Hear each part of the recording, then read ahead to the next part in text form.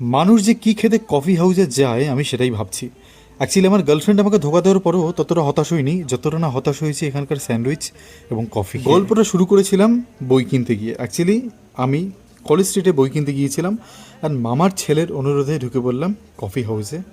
অনেক দিন পরে কফি হাউসে ঢুকেছিলাম, বেশ কয়েকদিন আগে, কয়েক বছর আগে লাস্ট গিয়েছিলাম।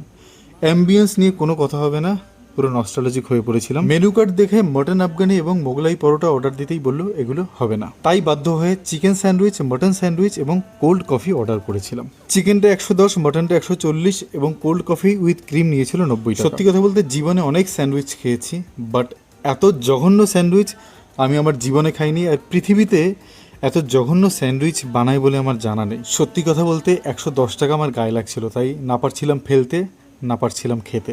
আমার শুধু মনে হচ্ছিল দুটো রুটির মাঝখানে কেউ সলিড চিকেন পিসটা চিবিয়ে ছিবড়েটা জাস্ট দিয়ে দিয়েছে, আর উপরে একটু গোলমরিচ, না কোনো সস, না মিউনিজ, না কিচ্ছু। এবং কোল্ড কফি উইথ ক্রিমটা খেয়ে মনে হচ্ছিল 1 গ্লাস ঠান্ডা জলের মধ্যে 1 চামচ দুধ এবং সামান্য পরিমাণে চিনি এবং কফি গুলে দিয়ে দিয়েছে। লাস্টে দুটো কুলফি খেয়ে মাথা ঠান্ডা করলাম এবং কর্তৃপক্ষের কাছে একটাই রিকোয়েস্ট, প্লিজ এটা আমাদের সবার কাছে আবেগের জায়গা, একটু খাবার দাবারের দিকে নজর দেবেন প্লিজ।